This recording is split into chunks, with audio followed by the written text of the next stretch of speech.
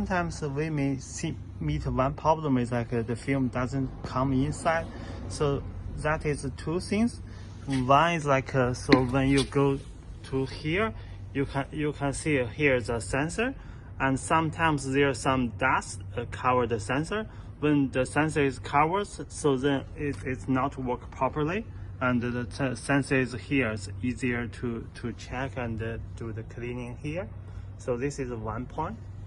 And another thing is like in the system setting. So it's both in the machine and apps.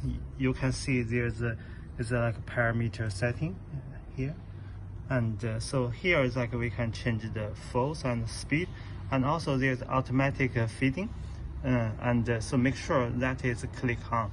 So sometimes occasionally it's like we turn it off, then it's like then the film cannot come inside. So it's just two things to check. One is to check the sensor whether it's blocked, or to go to the setting here. It's like the parameter setting, and just make sure the automatic one is open.